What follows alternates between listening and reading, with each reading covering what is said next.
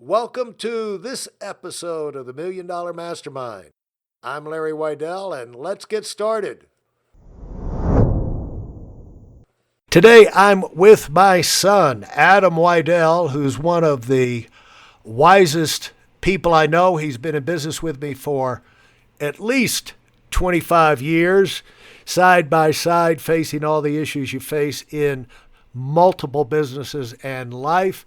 And he's my go-to person when I get confused and I need clarity. So I asked Adam to get on, and we're going to break down some topics that come up from time to time and see if we can put some insight on it. So welcome, Adam. Thanks for helping me out on this. Of course. Glad to be on the call. And right now, I'm in Aspen, Colorado, and Adam is in the triad of North Carolina and High Point, Greensboro, Winston-Salem area, and I guess more particularly High Point, right? I'm actually in Charlotte on the way back from Ohio at the moment, but yeah, typically that's where I am. Okay, there you go. Make a liar out of your dad. It's hard to pin me down like you. Yeah, you're always on the Could move. be anywhere. Yeah, on the run. So, it's the whole thing. If you want to move your business, you got to move your body, and if you want to have an exciting life, you're probably going to be on the move. So let's get into this thing and let's talk about motivation. And the first thing about motivation, Adam, I want to get on the table is without motivation, you're dead. You got to protect your motivation. You got to recognize motivation killers because that's where the outside world is likely to attack you first. Don't you agree? 100%, especially with all the visuals out there today with social media and the news, and it's just nonstop. You can't open your eyes or open your phone without being come at in 100 different directions. Yeah, and the thing is, you're like challenged. Why would you dare to do this, that, and the other? Look at because bad news sells, and sensationalism sells, and there's never the biggest turnout on the Weather Channel when it's bright and sunny days for 2 weeks.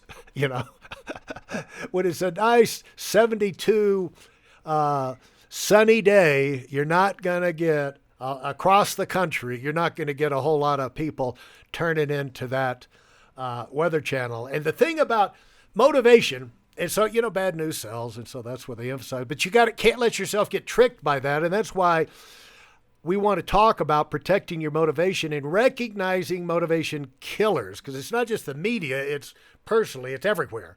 And the reason this is such a big deal, so we're talking about it because it's a big deal, because when you don't have motivation, your energy is sucked out of you. Day in and day out, you do the same thing over and over again. You settle into a boring routine, and you're not doing the extras, and you don't make any progress, and then you feel stuck, you feel bored. It's like a downward spiral, and then you feel guilty, and something's off. You don't know what it is, and not only are you bored, you're boring to be around, and you wind up, whether you know it or not, you suck the life out of everyone you come in contact with. It is a real thing that needs to be recognized. And Adam, I think we both know people that we just don't want to be around because they're not motivated to do anything. 100%. And you're up there in North Carolina. You grew up there in that area, and you got to know people. I moved down to Florida and out here in Aspen, meeting lots of different people, new people excited about their lives, doing things. And there's those kind of people up in North Carolina. But also, because you've lived there so long, I'm sure there's tons of people you've seen that they seem to be stuck. They're in the same place they were 10, 15 years ago. 100% that's true, if not even in worse places, unfortunately. Yeah, because it does lead to a, downward spiral, and then you look for easy answers, and then you get the only people who tolerate you are other people that have got nothing going on. And let's be honest, it's a stage everybody can go through, and we all go through from time to time. And that's why I want to emphasize you got to snap yourself out of it. It's not a great feeling. There's no rewards. You can't hide it. And so you got to get out of this stage where things are not that exciting for you anymore. You got to do something about it, because essentially your mind is not working right.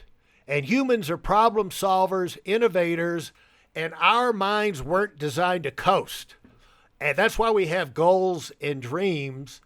And that's why when you got no motivation, you're dead, you become restless, you become frustrated, and you're just not going anywhere. You're like a car. You could be a Ferrari, but until your Ferrari gets cranked up, you can't really tell what's in there. It looks like it's performing the same as a jalopy or a piece of junk down at the junkyard. And so, Adam, what are things that where you have got in that kind of situation in life, and you've realized, I just got to change things. I got to get a different place I live. I got to get some different people. I know, like one time you were out in school, out in Colorado, and things just got stale, and all of a sudden you're moving back from North Carolina. You got things on a trailer, and bang, zoom. I didn't even realize what was happening. And was that kind of what happened there? That particular situation, I would say so. It's I was in college out there. I was pretty much done with college.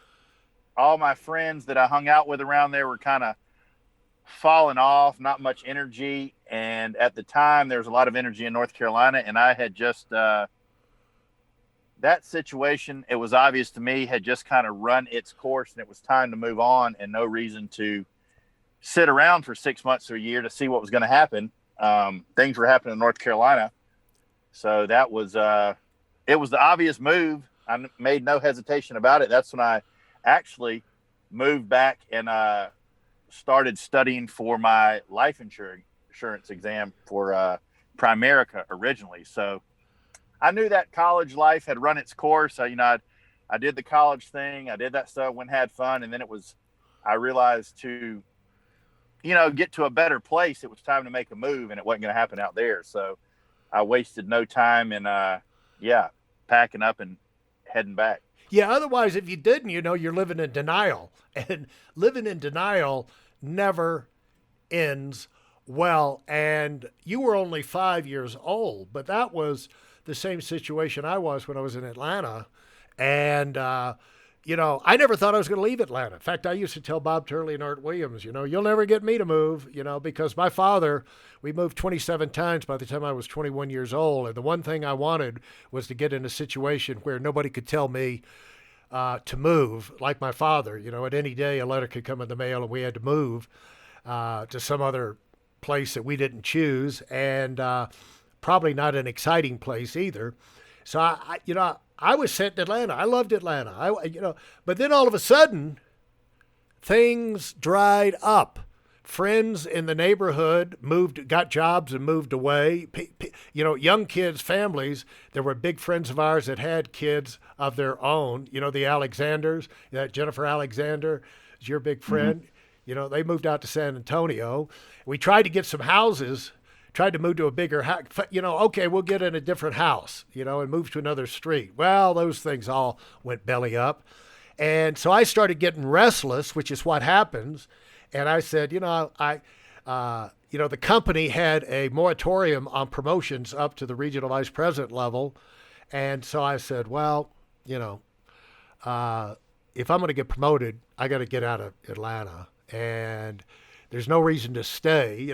Even at church, things kind of got stale and a little staticky, developed with some old biddies at the church, and little jealousies came up, and it's like, what? This is not why we're going to church. And the neighborhood, the job was frustrating. It's like, okay, let's regroup. Fortunately, I was too dumb to realize I couldn't financially afford to do it, so we wound up doing it anyway. But it, I did know that I wasn't happy, and to get happy, I had to get to a place in a situation I could get excited. Otherwise, I was just going to be going around in circles. And so, Well, I was 5 years old at the time that happened. Not for anybody listening, I was not 5 years old when I moved back from Colorado from college. In case anyone thought I was a genius learner at a young age, but I was 5 years when we moved from Atlanta. But I also don't want this to be left out because I really do take a lot of pride in this. With all that other stuff was going along, I would proudly like to announce that at that time, in addition to everything else, I was not suspended, but expelled and permanently kicked out of the preschool I was in. Is that correct? yeah, in Atlanta. Yeah. Yeah. Yeah. Yeah. Nobody had taken a mouthful of water from the water cooler, none of the other kids, and then turned around, seen the principal, and spit it all out all over her.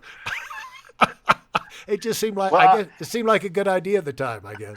I'll tell you the actual story from that was there's a little stool you stepped up on, and I don't know why I remember this at such a young age, but one of my little friends was on the water fountain at the time, and I don't know what I said to him, but whatever I said to him was getting water.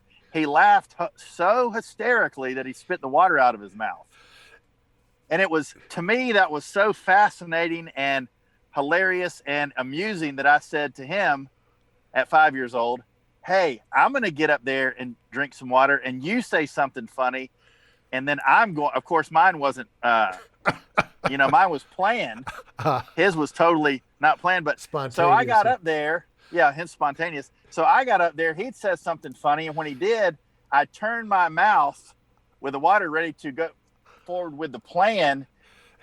And she was there, much to my surprise. But I thought to myself, the plan is already in motion. I'm just going to go ahead and go through with it. So yeah. She was in the wrong place at the wrong time. It wasn't intentionally there, but she just got in the way of my plan at the moment. So yeah. Yeah, and I think you're the first 5-year-old in that school to get into the Hall of Fame for being expelled at 5 years old. So, yeah, I take a lot of pride in that, actually. Yeah, that was great. Yeah, so we had that going for us too.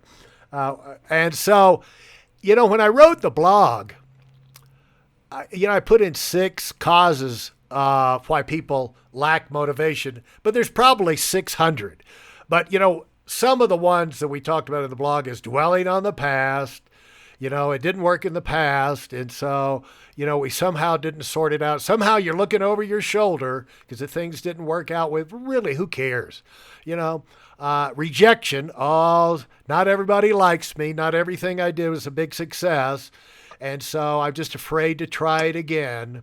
And these are people, if you're that weak, you're never going to amount to anything anyway. So it doesn't matter what you do. But, you got to get where you look at one thing about rejection, and I think you've been through this, is once you get to where you start looking at rejection as an opportunity to learn, adjust, and improve, it kind of changes everything. And what do you think about that? Now, say that one more time so I can understand what you're saying that with. Well, one of the things that I listed in the blog was a cause of losing motivation is you get rejected. And that just can kind of send you into a downward spiral, but not with everybody, because everybody's going to get rejected. You can't go through life with every suggestion, every idea that pops into your head as everyone is, yes, wonderful. If you're around real people, if you come up with a dumb idea, they're going to tell you, and none of us like rejection, but some people it just hurts them to the bone. But the people who go ahead. A buddy of mine in college who at the time in the bodybuilding world, young guy coming up, he was in Colorado, he was the golden boy. He was Mr. Colorado, Mr. Fort Collins, Mr. Collegiate Colorado. He won everything he did in Colorado. And he was my roommate at the time. We both competed, but he was really the golden boy in Colorado, had won everything he had done. And he went on to the national level, which is a much bigger competition, people all over the country. At his first show, he went up there and been used to winning everything. And he got, there's several guys in the class, but he went up there to that national level show and got a bad beating as far as the competition goes. And he never, ever recovered from that.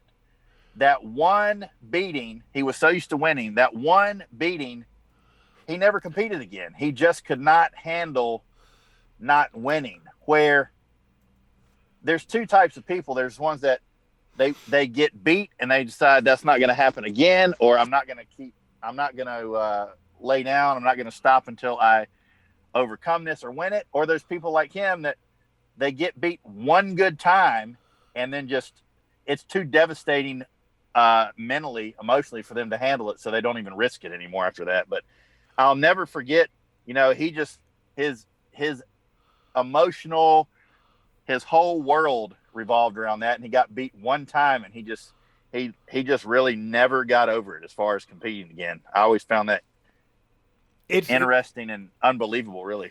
Yeah, and while you were talking, I remembered being up in Pittsburgh and watching you compete in one of those contests, and a guy sitting next to me struck up a conversation with him.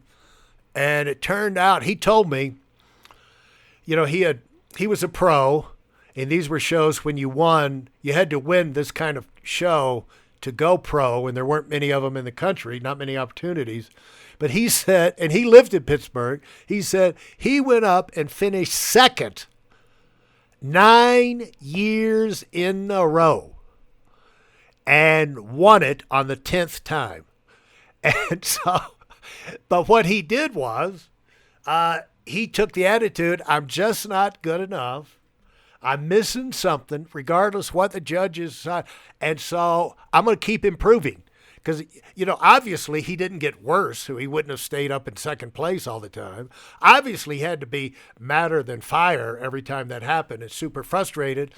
But he bounced back. No one likes rejection, but you got to control your mind. And other reasons we came up: feeling overwhelmed, procrastinating, not taking care of yourself, fear of failure. All of these things have to do with you not letting yourself be controlled by just taking your foot off the accelerator and just letting your life drift.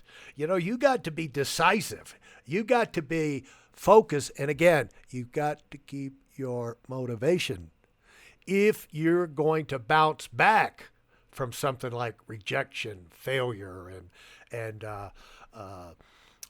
any other kind of problem that happens to you. So, Adam, I think we've covered this, that motivation's a big deal. Learn to recognize things that come into your life, things, people, events, situations that kind of take the fun out of things for you, kind of put a smell on the situation. And because you got to take charge. It's just like if you got a nasty smell in your house and you find, there's some garbage that had some old food in there, you got to get that out of your house or it's going to stink forever. And, spray some Lysol or something in there to kind of get things back to normal, open the doors. You got to take charge of your mind the same way you take and keep your mind with a positive smell and attitude and energy, which is what we're talking about with motivation, just like you would, unless just like you do in your house. So, Adam, you think we've covered it, and you have any last word on the importance of motivation?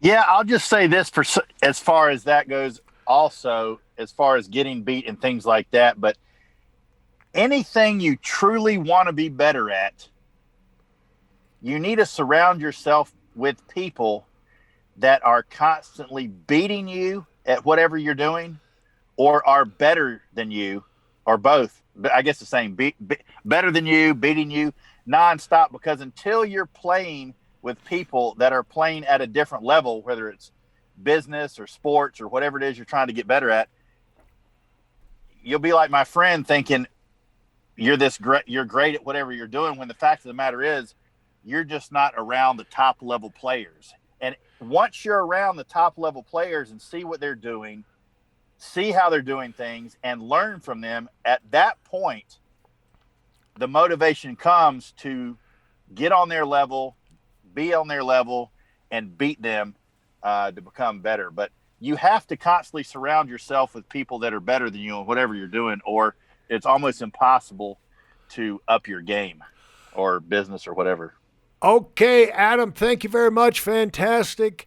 And folks, take charge of your mindset and get motivated and stay motivated. The next time we talk, we're probably going to lock in on how you go about getting yourself super motivated, and hopefully I'll get Adam to join in with me on that. Thank you, Adam. All right. Have a great one. Thanks for having me on. Thanks for listening to this episode of Million Dollar Mastermind with me, Larry Weidel. If I've helped you in any way, leave us a 5-star rating and review on Apple Podcasts. For more information like this, listen to our other Million Dollar Mastermind episodes, and check out my Weidel Academy YouTube channel and visit us on WeidelOnWinning.com. I'm the Million Dollar Mastermind, and until next time, go, go, go.